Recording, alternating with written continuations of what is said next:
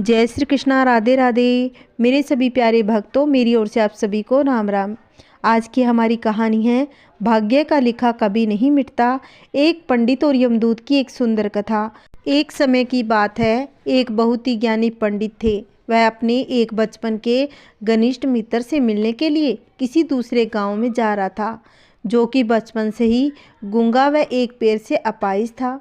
उसका गांव काफ़ी दूर था और रास्ते में कई और छोटे छोटे गांव भी पड़ते थे। पंडित अपनी धुन में चला जा रहा था कि रास्ते में उसे एक आदमी मिल गया, जो दिखने में बड़ा ही हष्ट-पुष्ट था। वह भी पंडित के साथ ही चलने लगा। पंडित ने सोचा कि चलो अच्छा है, साथ साथ चलेंगे तो रास्ता जल्दी कट जाएगा। पंडित ने उस आदमी का नाम पूछा तो उस आदमी ने अपना नाम महाकाल बताया। पंडित को यह नाम बड़ा ही अजीब लगा, लेकिन उसने नाम के विषय में और कुछ पूछना उचित नहीं समझा। दोनों धीरे धीरे चलते रहे। तभी रास्ते में एक गांव आया। महाकाल ने पंडित से कहा कि तुम आगे चलो, मुझे इस गांव में एक संदेशा देना है, तुमसे आगे मिलता हूँ। ठीक है कहकर पंडित अपनी धुन में चलता रहा। तभी एक भैंसे ने एक आदमी को मार दिया और जैसे ही भैंसे ने आदमी को मारा, लगभग तुरंत ही महाकाल वापस पंडित के पास पहुंच गया। चलते चलते दोनों एक दूसरे गांव के बाहर पहुंचे, जहां एक छोटा सा मंदिर था। ठहरने की व्यवस्था ठीक लग रही थी, क्योंकि पंडित के मित्र का गांव अभी काफ़ी दूर था। साथ ही रात्रि होने वाली थी। सो पंडित ने कहा कि रात्रि होने वाली है, पूरा दिन चलने से थकावट भी हो गई है, इसलिए आज रात हम इसी मंदिर में रुक जाते हैं। भूख भी लगी है, सो भोजन भी कर लेते हैं। थोड़ा विश्राम करके सुबह फिर से प्रस्थान करेंगे। महाकाल ने जवाब दिया, ठीक है, लेकिन मुझे इस गांव में किसी को कुछ सामान देना है, सो मैं देकर आता हूँ। तब तक तुम भोजन कर लो, मैं बाद में खा लूँगा। इतना कहकर वह चला गया। लेकिन उसके जाते ही कुछ देर बाद उस गांव से धुआं उठना शुरू हो गया। धीरे धीरे पूरे गांव में आग लग गई। पंडित को आश्चर्य हुआ। उसने मन ही मन सोचा कि जहाँ भी ये महाकाल जाता है, वहाँ किसी न किसी तरह की हानि हो ही जाती है, जरूर कुछ गड़बड़ है। लेकिन उसने महाकाल से रात्रि में इस बारे में कोई जिक्र नहीं किया। सुबह दोनों ने फिर से अपने आगे की ओर चलना शुरू कर दिया। कुछ देर बाद एक गांव आया तो महाकाल ने फिर से पंडित से कहा कि पंडित जी, आप आगे चलें, मुझे इस गांव में कुछ काम है, सो मैं आपके पास आगे मिलता हूँ। इतना कहकर महाकाल जाने लगा। लेकिन इस बार पंडित आगे नहीं बढ़ा, बल्कि खड़े होकर महाकाल को देखता रहा कि महाकाल कहाँ जाते हैं और क्या करते हैं। तभी लोगों की आवाज़ें सुनाई देने लगी कि एक आदमी को सांप ने डस लिया, उस व्यक्ति की मृत्यु हो गई। ठीक उसी समय महाकाल फिर से पंडित के पास पहुंच गया, लेकिन इस बार पंडित को सहन नहीं हुआ। उसने महाकाल से पूछ ही लिया कि तुम जिस गांव में ही जाते हो, वहाँ कोई न कोई नुकसान हो ही जाता है। क्या तुम मुझे बता सकते हो कि आखिर ऐसा क्या होता है और आखिर आप हो कौन? महाकाल ने जवाब दिया कि पंडित जी, आप तो मुझे बड़े ज्ञानी मालूम पड़ते हो, इसलिए मैं आपके साथ चलने लगा, क्योंकि ज्ञानियों का संग हमेशा अच्छा होता है। लेकिन क्या सचमुच आप अभी तक नहीं समझे कि मैं कौन हूँ? पंडित ने महाकाल से कहा कि मैं समझ तो गया था, लेकिन कुछ शंका है। सो यदि आप अपना उपयुक्त परिचय दें तो मेरे लिए आसानी होगी। महाकाल ने जवाब दिया कि मैं यमदूत हूँ और मैं यमराज की आज्ञा से उन लोगों के प्राण हरण करने आता हूँ जिनकी आयु पूर्ण हो चुकी हो। हालांकि पंडित को पहले ही इस बात की शंका थी, फिर भी महाकाल के मुँह से ये बात सुनकर पंडित थोड़ा घबरा गया। लेकिन फिर हिम्मत करके पूछा कि अगर ऐसी बात है, तुम सचमुच ही यमदूत हो, तो बताओ अगली मृत्यु किसकी है? यमदूत ने जवाब दिया कि अगली मृत्यु तुम्हारे उसी मित्र की है जिसे तुम मिलने जा रहे हो, और उसकी मृत्यु का कारण भी तुम होंगे। ये बात सुनकर पंडित और भी डर गया और बड़े कसम में पड़ गया कि यदि वास्तव में वह महाकाल एक यमदूत हुआ तो उसकी बात सही होगी और उसके कारण मेरे बचपन के सबसे अच्छे मित्र की मृत्यु हो जाएगी। इसलिए बेहतर यही है कि मैं अपने मित्र से मिलने ही न जाऊं। कम से कम मैं तो उसकी मृत्यु का कारण नहीं बनूंगा। तभी महाकाल ने कहा कि तुम जो सोच रहे हो वो मुझे भी पता है, लेकिन तुम्हारे अपने मित्र से मिलने न जाने के विचार से नीयत नहीं बदल जाएगी। तुम्हारे मित्र की मृत्यु निश्चित है और वह अगले कुछ ही क्षणों में घटित होने वाली है। महाकाल के मुख से यह बात सुनते ही पंडित को झटका लगा, क्योंकि महाकाल ने उसके मन की बात जान ली थी, जो कि किसी सामान्य व्यक्ति के लिए तो संभव नहीं थी। पंडित को अब विश्वास हो गया कि महाकाल सच में यमदूत है, इसलिए वह अपने मित्र की मृत्यु का कारण न बने, इस हेतु वह तुरंत पीछे मुड़ा और फिर से अपने गांव की तरफ लौटने लगा। परंतु जैसे ही वह मुड़ा, सामने से उसे उसका मित्र उसी की ओर तेजी से आता हुआ दिखाई दिया, जो कि पंडित को देखकर अत्यधिक प्रसन्न लग रहा था। अपने मित्र के आने की गति को देख पंडित को ऐसा लगा कि जैसे उसका मित्र काफ़ी समय से उसके पीछे पीछे आ रहा था। लेकिन उसका दोस्त बचपन से ही गूंगा व एक पैर से अपाहिज था, इसलिए न तो पंडित तक पहुंच पा रहा था, न ही पंडित को आवाज़ दे पा रहा था। लेकिन जैसे ही वह पंडित के पास पहुंचा, अचानक न जाने क्या हुआ, उसकी मृत्यु हो गई। पंडित हक्का बक्का सा आश्चर्य भरी नज़रों से महाकाल की ओर देखने लगा, जैसे कि पूछ रहा हो कि आखिर हुआ क्या उसके मित्र को। महाकाल पंडित के मन की बात समझ गया और बोला, तुम्हारा मित्र पिछले गांव से ही तुम्हारे पीछे पीछे आ रहा था, लेकिन तुम समझ ही सकते हो कि वह अपाहिज व गूंगा होने की वजह से तुम तक नहीं पहुंच सका। उसने अपनी पूरी ताकत लगाकर तुम तक पहुंचने की कोशिश की, लेकिन बुढ़ापे की वजह से वह अपना शक्ति खो बैठा और उसकी वजह से तुम्हारे मित्र की मृत्यु हो गई। उसकी वजह हो तुम, क्योंकि वह तुमसे मिलने हेतु तुम तक पहुंचने के लिए अपनी सीमाओं को लांघते हुए तुम्हारे पीछे भाग रहा था। अब पंडित को पूरी तरह से विश्वास हो गया कि महाकाल सचमुच ही यमदूत है और जीवों के प्राण हरना उसका काम है। पंडित एक ज्ञानी व्यक्ति था और जानता था कि मृत्यु पर किसी का कोई बस नहीं चल सकता, वह सभी को एक न एक दिन आती है। इसलिए उसने जल्दी ही अपने आप को संभाल लिया। लेकिन पंडित के मन में अपनी मृत्यु के बारे में जानने की उत्सुकता हो रही थी, इसलिए उसने महाकाल से पूछा, अगर मृत्यु मेरे मित्र की होनी थी तो तुम मेरे साथ क्यों चल रहे थे? महाकाल ने जवाब दिया, मैं तो सभी के साथ चलता हूँ और हर क्षण चलता रहता हूँ, केवल लोग मुझे पहचान नहीं पाते, क्योंकि लोगों के पास अपनी समस्याओं के अलावा किसी और व्यक्ति, वस्तु, घटना के सोचने का समय ही नहीं। पंडित ने आगे पूछा, तो क्या तुम बता सकते हो कि मेरी मृत्यु कब और कैसे होगी? महाकाल ने कहा, किसी भी सामान्य जीव के लिए ये जनता उपयुक्त नहीं है, क्योंकि कोई भी जीव अपनी मृत्यु के बारे में जानकर व्यथित ही होता है। लेकिन तुम ज्ञानी व्यक्ति हो और अपने मित्र की मृत्यु को जितनी आसानी से तुमने स्वीकार कर लिया, उसे देख मुझे यह लगता है कि तुम अपनी मृत्यु के बारे में जानकर भी दुखी नहीं होंगे। सो तुम्हारी मृत्यु आज से ठीक 6 महीने बाद आज ही के दिन किसी दूसरे राजा के राज्य में फांसी लगने से होगी। और आश्चर्य की बात यह है कि तुम स्वयं खुशी से फांसी को स्वीकार करोगे। इतना कहकर महाकाल जाने लगा, क्योंकि अब उसके पास पंडित के साथ चलने रहने का कोई कारण नहीं था। पंडित ने अपने मित्र का क्रियाक्रम किया और फिर अपने गांव की तरफ लौट आया। लेकिन कोई व्यक्ति चाहे जितना भी ज्ञानी न हो, अपनी मृत्यु के बारे में जानने के बाद कुछ तो दुखी होता है। अब इस मृत्यु से बचने के लिए कुछ न कुछ तो करता है। सो पंडित ने भी किया।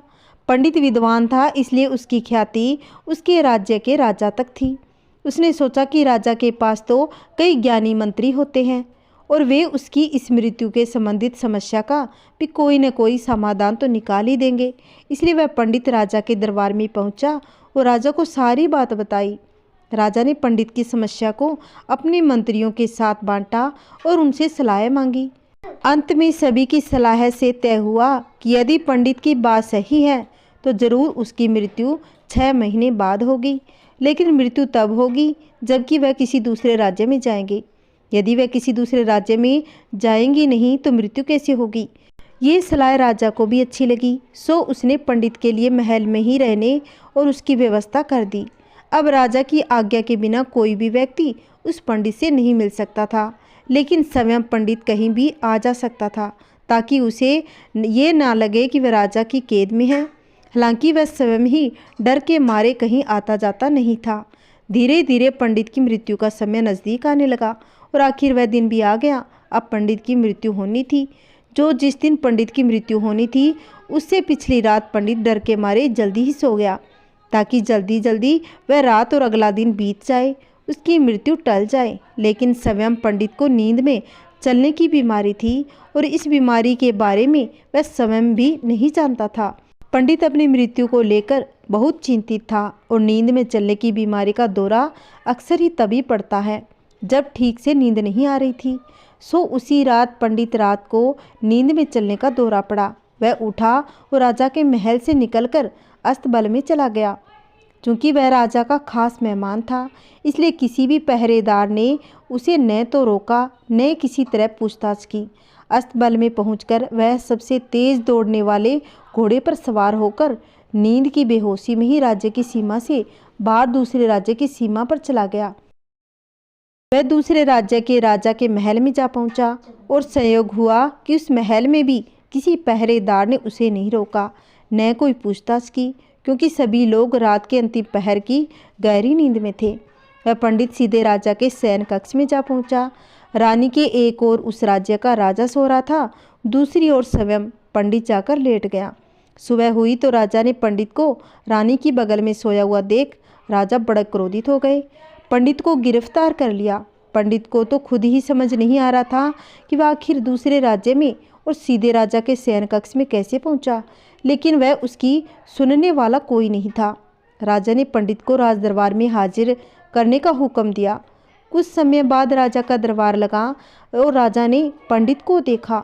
पंडित को देखते ही राजा को गुस्सा आ गया और पंडित को फांसी पर चढ़ा दिए जाने का फरमान सुना दिया।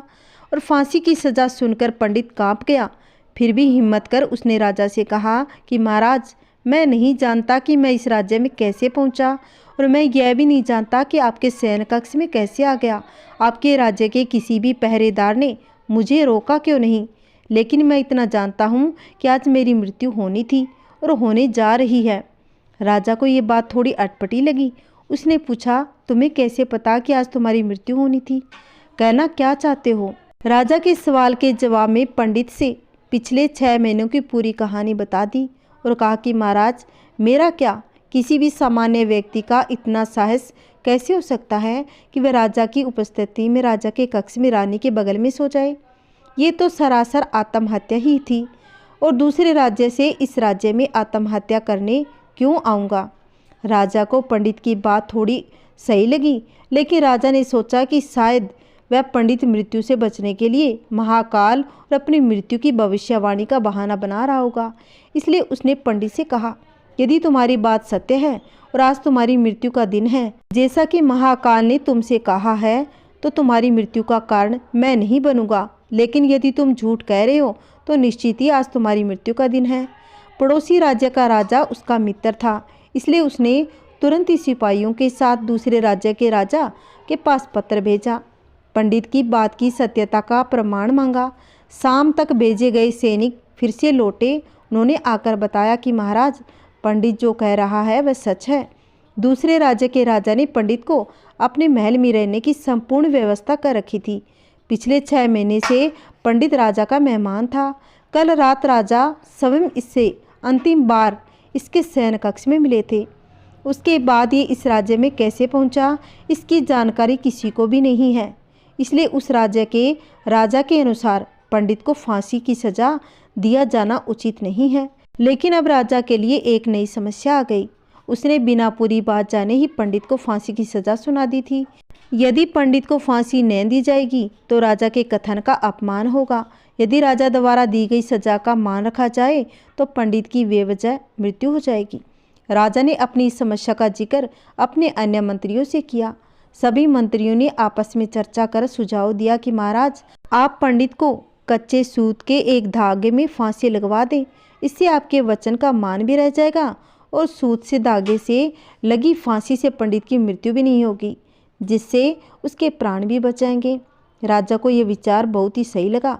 उसने ऐसा ही करने का आदेश सुना दिया। पंडित के लिए सूत के धागे का फांसी का फंदा बनाया गया। नियम अनुसार पंडित को फांसी पर चढ़ाया जाने लगा। सभी खुश थे। न तो पंडित मरेगा, न राजा का वचन झूठा पड़ेगा। पंडित को भी पूरा विश्वास था कि सूत के धागे से तो उसकी मृत्यु नहीं होगी, इसलिए वह खुशी खुशी फांसी पर चढ़ने को तैयार था, जैसा कि महाकाल ने उसे कहा था। लेकिन जैसे ही पंडित को फांसी दी गई, सूत का धागा तो टूट गया, लेकिन टूटने से पहले उसने अपना काम कर दिया। पंडित के गले की नस कट चुकी थी और सूत के धागे से पंडित जमीन पर पड़ा तड़फ रहा था। हर धड़कन के साथ उसके गले से खून की फुहार निकल रही थी। देखते ही देखते कुछ ही क्षणों में पंडित का शरीर पूरी तरह से शांत हो गया। सभी लोग आश्चर्यचकित रह गए। कैसे पंडित की एक कच्चे सूत के धागे से मृत्यु हो गई। एक कमजोर से सूत के धागे से किस प्रकार मृत्यु हो सकती है। लेकिन घटना घट चुकी थी। नियत ने अपना काम कर दिया था। जो होना था वह होकर ही रहता है।